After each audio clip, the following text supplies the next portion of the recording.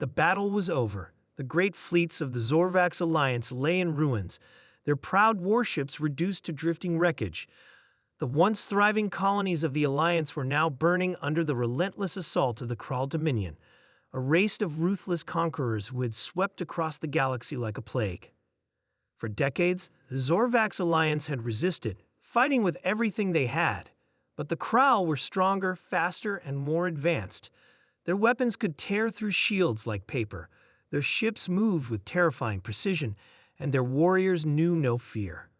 The war had been a desperate struggle, and now, it seemed, the struggle was over.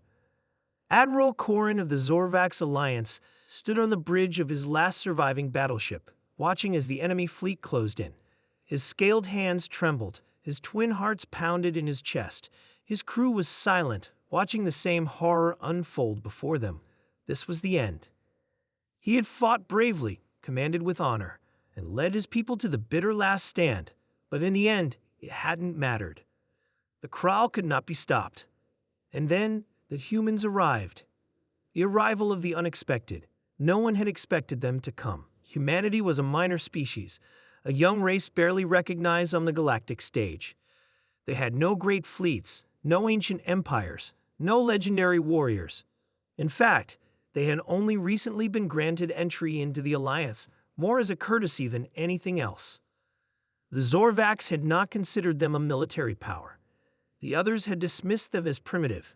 Even the Kral had not bothered to conquer them, but when the distress calls had gone out, when every other species had turned away in fear, the humans had answered. A fleet of human warships emerged from hyperspace, small, outdated, and laughably primitive compared to the mighty dreadnoughts of the Kral. Their hulls were patched with armor plating, their weapons looked cobbled together, and their ships lacked the sleek, elegant designs of the more advanced races. The Kral scoffed. The battle was already won. What could a few dozen human ships possibly do? They were about to find out. The fury of humanity. The humans didn't fight like the others. The Zorvax had always fought defensively, trying to minimize casualties and protect their people. The Kral fought with overwhelming force, crushing resistance with sheer numbers. But the humans fought like they had nothing to lose. They charged straight into the enemy fleet, their ships dodging and weaving through the massive war machines of the Kral. They fired everything they had: missiles, railguns, even improvised nuclear warheads. They rammed enemy ships when their weapons failed, turning their own vessels into guided missiles of destruction. And most terrifying of all, they did not retreat. Even when their ships were torn apart, even when their hulls burned and their engines failed, the humans fought on. They used every dirty trick imaginable. They hacked into Kral communication channels, blasting loud, chaotic human music into their ships. They jammed sensors with electromagnetic pulses. They deployed small, fast-moving boarding pods that latched onto enemy vessels, spewing out human soldiers armed with nothing but crude rifles and sheer determination. The Kral, for the first time in their history, hesitated. They had never faced an enemy like this. An enemy that did not fear death. The turning point. Admiral Korin watched in shock as the battle shifted. The Kral were still stronger, still better armed, but the humans fought like demons. A lone human battleship, the U.S. Valkyrie, had somehow broken through the enemy lines and was now diving straight toward the Kral flagship. Its hull was scorched. Half its weapons were offline, and its engines were barely holding together. But it did not stop. A transmission crackled through the Alliance comms. It was a human voice, rough and determined. "We're going in. You better be ready to finish this." Korin recognized the voice. Captain Elias Carter of the USF Valkyrie. He had met the human once, during a formal diplomatic meeting. Back then, he had dismissed Carter as unremarkable. Now he realized just how wrong he had been. The Valkyrie slammed into the enemy flagship, its reactor overloading in a blinding explosion. The shockwave sent smaller Kral ships spinning out of control. In that moment of chaos, the remaining Alliance forces, those who had been too afraid to fight, found their courage. Inspired by the humans, they rallied. The battle was not over. Korin seized the opportunity. All ships attack. Support the humans. Push them back. His fleet responded.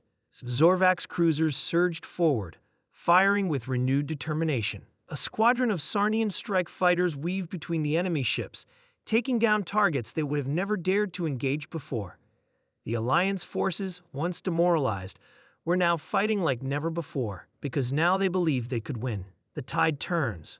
With newfound determination, the Alliance fleet struck back. Human tactics spread like wildfire, ramming maneuvers, electronic warfare, boarding assaults. The Krall, once unstoppable, found themselves on the defensive. Admiral Corin watched as a Krall dreadnought, its hull ablaze, attempted to flee the battlefield. He never thought he would see the day when the Krall ran. "Do not let them escape," he ordered. Human and Alliance ships pursued, firing relentlessly. One by one, Krall warships were obliterated. The mighty Dominion, the terror of the galaxy, was falling apart. And then, one by one, their ships began to retreat. The unthinkable had happened. The Krall, the great conquerors of the galaxy, were running. Aftermath. When the battle finally ended, the Krall fleet had been shattered. The remnants of their once mighty armada limped away, fleeing into the darkness of space. The cost had been high.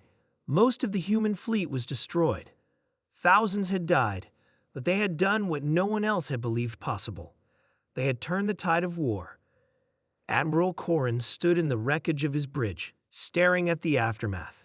He had lived long enough to see the impossible. A single human officer, bloodied and battered, limped toward him. It was Captain Carter. Somehow, against all odds, he had survived. "Yes, we got here just in time," the human said with a grin, his face covered in soot and blood. Corin exhaled slowly. He had spent years thinking humanity was weak, that they were insignificant, that they were not ready for the horrors of war. Now he knew the truth. The war had been lost until the humans showed up, and the galaxy would never be the same again. The end.